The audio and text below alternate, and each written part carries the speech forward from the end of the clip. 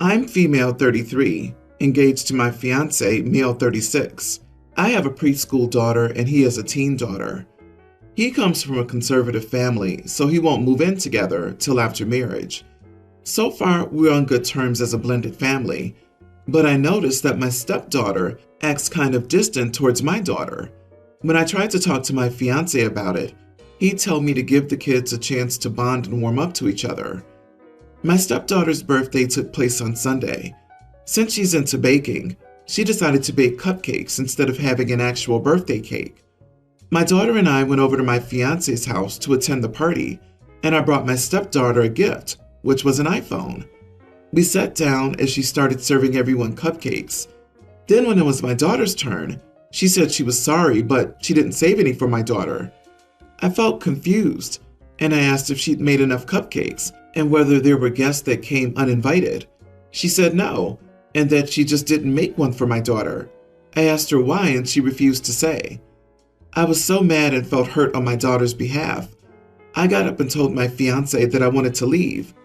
My fiance tried to stop me and offered his cupcake to my daughter, but I refused to take it.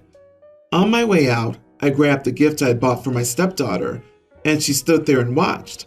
I could hear her yell, "Dad, she took the iPhone," while I walked out with my daughter. My fiance tried to get me to go back inside, but I refused. Later, he came over and we argued. He said I overreacted, and that I know how some teenagers can be moody and do random stuff without an explanation, so I shouldn't have taken it personally. I said she excluded my daughter and didn't save her a cupcake, but he said it was just a cupcake, and then he reminded me that he offered his cupcake and that I should have just accepted it and called it a day. He said taking the iPhone, which was supposed to be a gift, back was in poor taste, and it might hurt my relationship with his daughter. I refused to give it to him so he could give it to her since she was crying about it. He left and was mad at me. We haven't talked since then except via text. Edit. She's been wanting the iPhone for a while, and since her dad couldn't buy it, I decided it'd be nice if I gifted it to her. Also, I saw that she served her girlfriend a whole plate of cupcakes, so it's not like she baked a specific number. Not the idiot. Wow, your stepdaughter-to-be is a mean girl, which is a polite way of saying she's a brat. Brats are cultivated. Your fiancé has allowed this for her entire life, and he'll not change. Best of luck to you and your daughter dealing with this BS. You sound kind of awesome. You deserve so much better. OP, you paid for an iPhone? Yeah, this isn't about you being an idiot, in my opinion. It's not an overreaction when you don't feel like being disrespected and unappreciated. She left a preschooler out on purpose. She knew exactly what she was doing. Play stupid games, kiddo, and win stupid prizes. OP, wake up. Why are you the one paying for the expensive gift? The iPhone should be a parent or grandparent gift, not from you. Leaving was your only option at that point. It takes a special kind of ugly to want to exclude a little kid from a birthday celebration.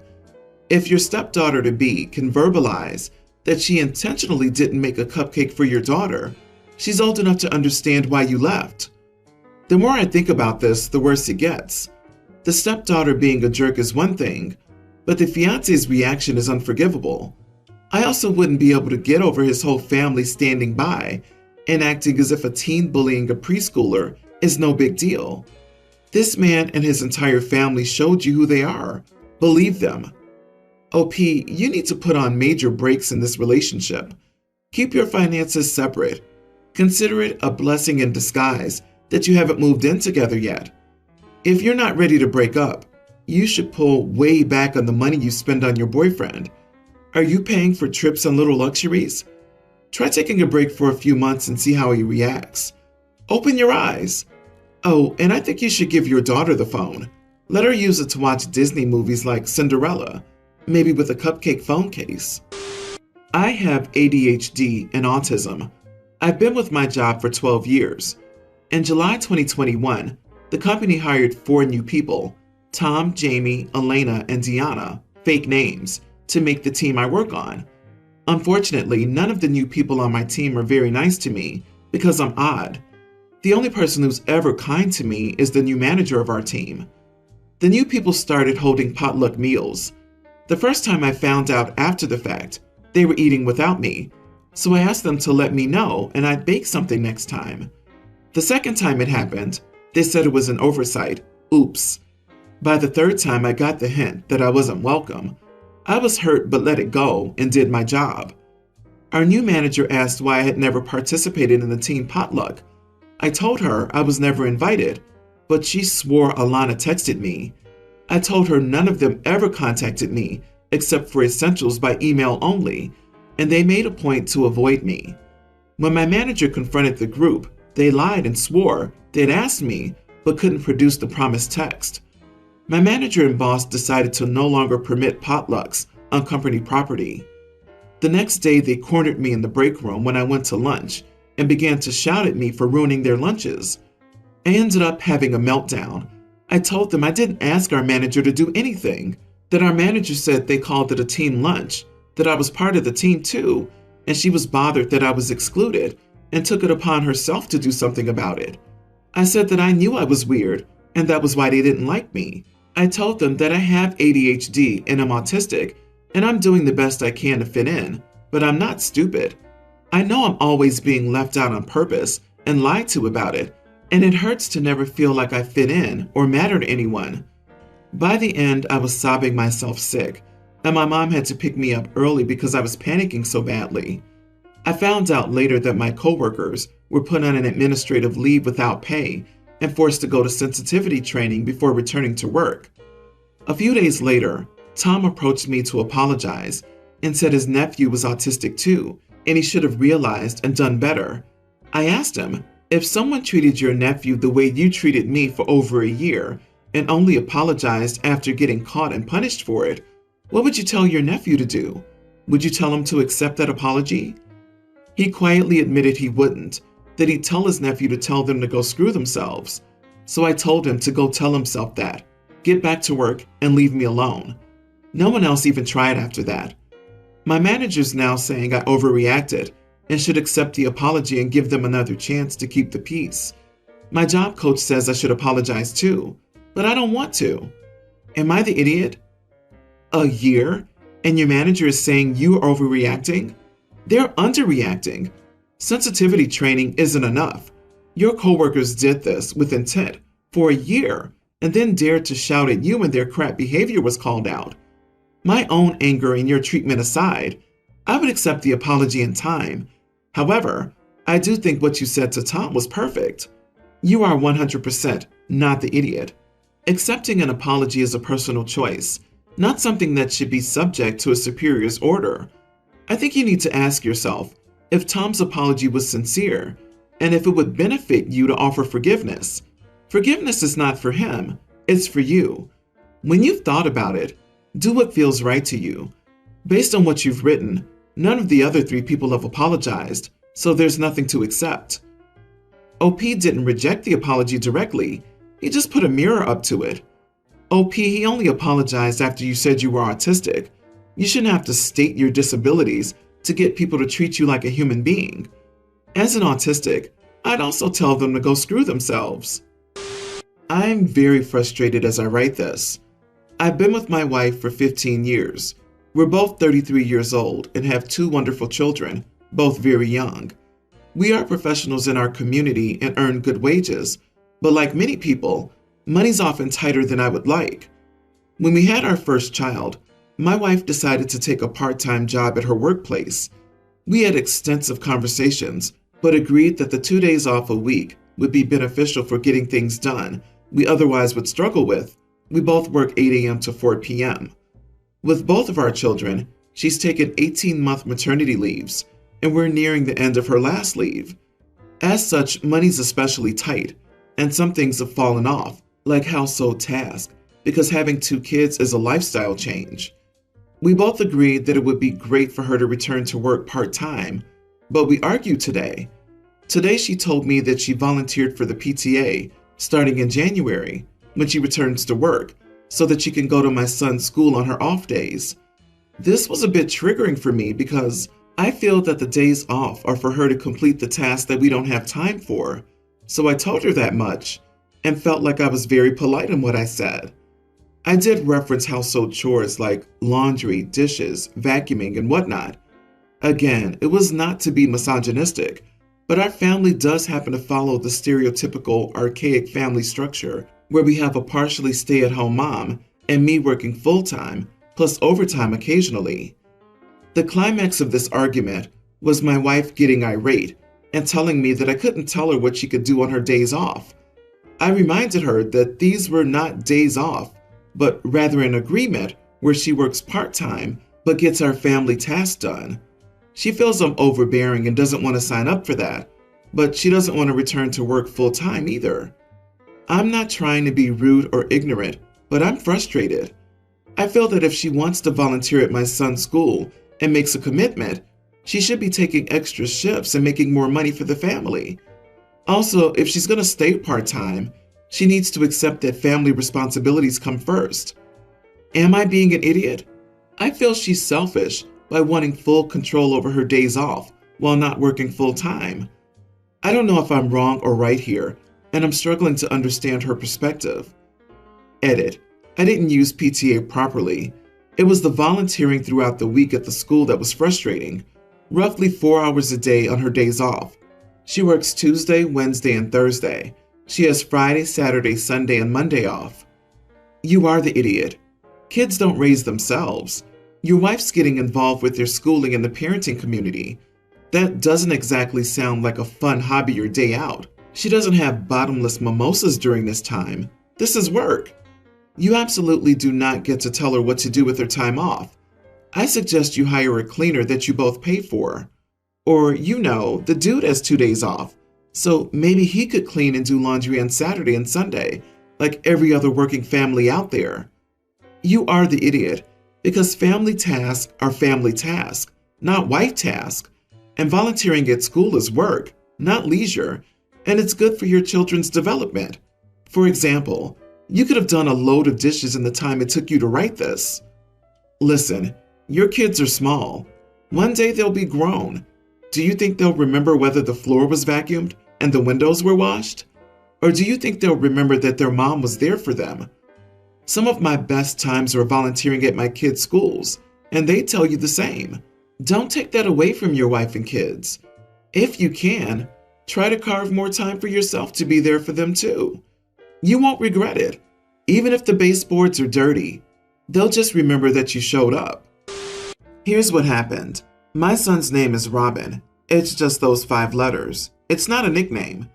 The mom of one of the kids in his class is convinced his name is Robert. She volunteers at pickup. I'll drive up and she'll go to my son yelling, "Robert, Robert." Now, I brushed it off for the first few weeks because learning the names of a bunch of different kids is hard. I would tell her when she came back over to my son.